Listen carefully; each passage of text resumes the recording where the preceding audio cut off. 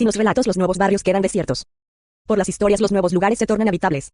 Habitar es narrativizar. Fomentar o restaurar esa narratividad es, por tanto, una forma de rehabilitación. Hay que despertar a las historias que duermen en las calles y que yacen a veces en un simple nombre. Son las llaves de la ciudad. Michel de Certeau, La invención de lo cotidiano. Universidad Iberoamericana. México, 1998.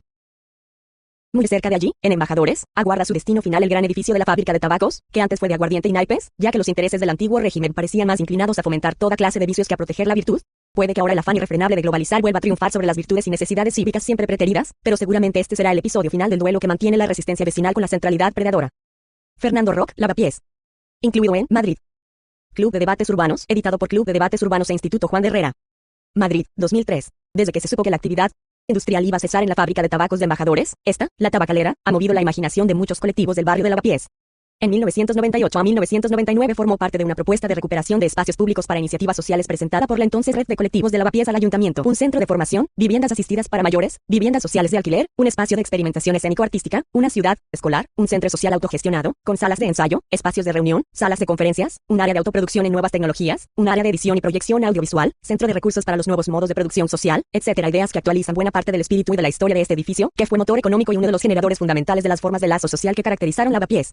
La tabacalera sigue siendo el edificio apropiado para experimentar con un centro integrado de diversas iniciativas y proyectos que sirvan para paliar alguno de los muchos problemas de Lavapiés, con un protagonismo activo de sus habitantes, a la vez que para desarrollar el enorme potencial creativo, el rico y complejo tejido social del barrio y, por extensión, de la ciudadanía madrileña. En noviembre de 2003, gentes del laboratorio en el exilio y de la red de Lavapiés propusimos al nuevo ayuntamiento que la tabacalera se abriera a las iniciativas sociales y se iniciara un proceso de reflexión público y participativo para decidir el destino final del edificio. No se trataba simplemente de instalar en la tabacalera una nueva experiencia de laboratorio, sino impulsar un debate democrático y abierto a los ciudadanos y las ciudadanas sobre qué se debe hacer con este edificio, planteando que el propio debate es de por sí un modo de consolidar un tejido social comprometido con su territorio, una ciudadanía activa, potente, crítica, no clientelar ni sumisa, que no acepta la separación entre, por un lado, la política como actividad profesional y técnica y, por otro, las condiciones de la vida cotidiana y las transformaciones de la ciudad. En ese edificio abierto se podía reiniciar la experiencia de un centro social autogestionado que continuara la experiencia de los laboratorios y facilitar el debate ciudadano sobre la conveniencia social de este. No hubo respuesta. Hemos hablado de funcionalidad múltiple y de un proceso complejo y participativo de debate y decisión porque las características de este edificio permiten pensar en él como un edificio que puede responder a numerosas demandas y deseos de los habitantes de este barrio, haciendo de él un proyecto integrado e innovador que cumpla una función dinamizadora, experimental y productiva, de los lazos sociales entre las múltiples comunidades y situaciones de vida que forman el barrio. Y nuestra cultura de ciudad permite suponer que un proyecto en Lavapiés repercutiría necesaria y positivamente en el conjunto de la ciudadanía madrileña. El edificio de la tabacalera, rodeado por un andamio que protege a los viandantes de los desprendimientos de fachada, considerado patrimonio histórico-artístico, es propiedad del Ministerio de Cultura. Cuando este estaba en manos del PP, se presentó el proyecto de uso, instalar en Tabacalera 2 nuevos museos, de artes decorativas y de reproducciones artísticas, prolongando el eje cultural del Prado. Con el cambio de gobierno parece que la situación no ha cambiado. En julio de 2004 el ayuntamiento presentó el avance del Plan Especial de Revitalización del Centro Urbano, PERCU, entre cuyas propuestas se encuentra el Plan de Acciones para el Desarrollo Dotacional donde dice, las acciones propuestas hacen especial hincapié en la intervención sobre el espacio público y dotacional de la ciudad, entendiendo su transformación como una herramienta fundamental para estructurar la revitalización del centro urbano. En cualquier caso las acciones no se conciben como propuestas cerradas, sino como bases iniciales para su discusión y convalidación. Se trata en definitiva de detectar posibilidades, áreas de oportunidad y modelos de intervención sobre los que poder avanzar, profundizar y pormenorizar la propuesta urbanística para la revitalización del centro urbano. Curiosamente, en el documento hecho público por el Ministerio de Educación, Cultura y Deporte en febrero de 2004, donde se explica el proyecto para la fábrica de tabacos y su justificación, podemos leer que entre sus objetivos está la revitalización de un área urbana y que la operación será de la máxima rentabilidad cultural, social y económica. Aunque en dicho documento en ningún momento se analiza cómo el proyecto va a contribuir a la mencionada revitalización, ni se hace la más mínima mención al barrio en el que se actúa, mucho menos se hace ningún diagnóstico de este, aunque sea somero, tampoco aclara en qué puede consistir la rentabilidad cultural, social y económica, ni quiénes serán los supuestos beneficiados. Y sin embargo el ayuntamiento no ha tenido en cuenta la tabacalera en el PERCU, no la ha considerado una posibilidad ni una oportunidad para la revitalización de Lavapiés. Y eso a pesar de que así lo considera expresamente el Ministerio de Cultura, y que así se lo manifestamos nosotros ese ya hace un año, y que es el último gran edificio público con que cuenta Lavapiés, y que cualquier cosa que se haga con el edificio incidirá decisivamente en el barrio. Parece que la administración se resiste a que se produzca un debate público sobre la tabacalera. El nuevo ayuntamiento del PP parece que prefiere las reuniones reducidas y la pomposa declaración pública. El nuevo Ministerio de Cultura del PSOE de momento no dice nada. La política cultural y urbanística de espectacularización de la vida, la creación de una ciudad, o una imagen de la ciudad, articulada en torno al consumo, al ocio, al turismo, a los servicios privatizados busca reducirnos al anonimato, separarnos de las decisiones, hacernos súbditos pasivos, espectadores de la vida, nunca protagonistas de la ciudad. En una ciudad ajena, gobernada por fuerzas que se quieren invisibles, la vida social desaparece, la vida es un asunto individual que los representantes políticos se encargan de gestionar, sumergiéndonos en luchas por la vida, más integrados, felices en nuestra soledad, conectados al trabajo dependiente y precario y sus tiempos de vida, hipotecados, que no nos interesan. La tabacalera puede ser una oportunidad para resistirse y experimentar una ciudad de ciudadana /S frente a la globalización de los modos de vida que conduce a una pasividad clientelar. Estas son algunas de las razones por las que queremos impulsar el debate sobre el derecho de uso ciudadano de la tabacalera. Por eso iniciamos una serie de encuentros y acciones que nos permitan pensar cómo abordar el trabajo de recuperación social de este edificio.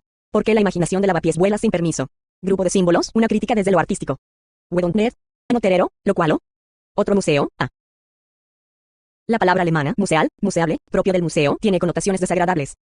Describe objetos con los que el observador ya no tiene una relación vital y que están en proceso histórico de extinción. Deben su preservación más al respeto histórico que a las necesidades del presente. Museo y mausoleo son palabras conectadas por algo más que la asociación fonética. Los museos son los sepulcros familiares de las obras de arte.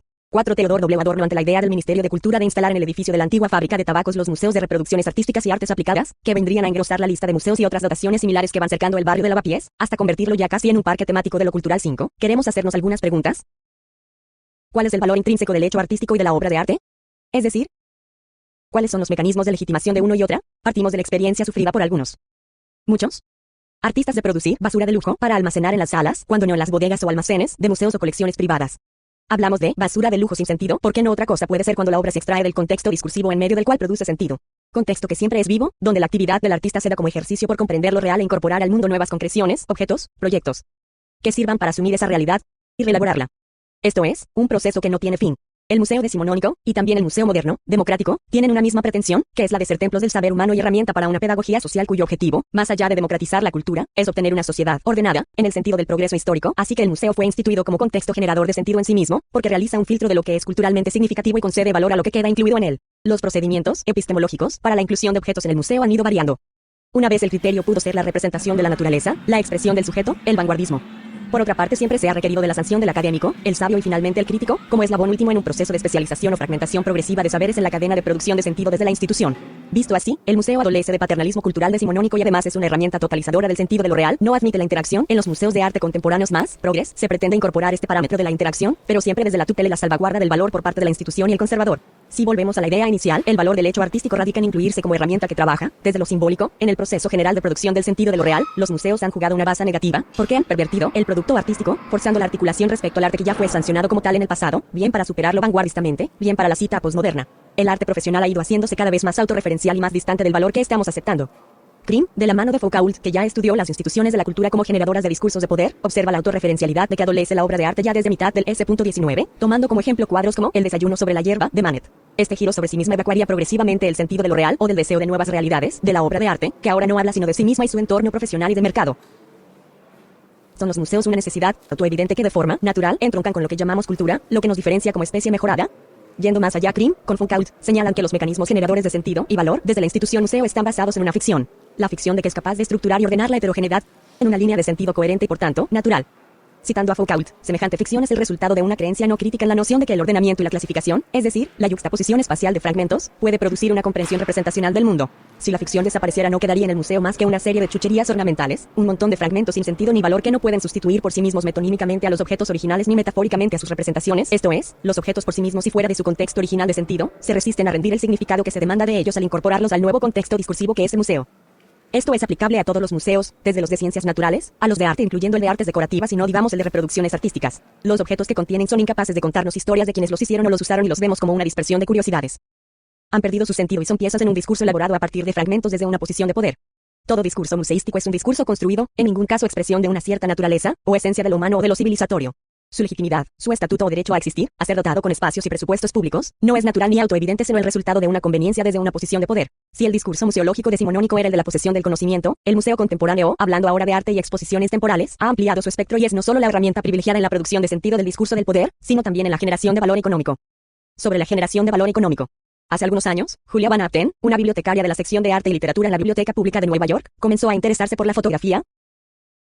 Descubrió que la biblioteca poseía muchos libros con reproducciones fotográficas de época, en especial del S.XIX, y se le ocurrió organizar una exposición de estos materiales, recabados de las colecciones de la biblioteca. Reunió libros con fotografías extraídos de las diferentes secciones, libros de arqueología sobre la Tierra Prometida y América Central, sobre castillos en ruinas de Inglaterra y ornamentación islámica.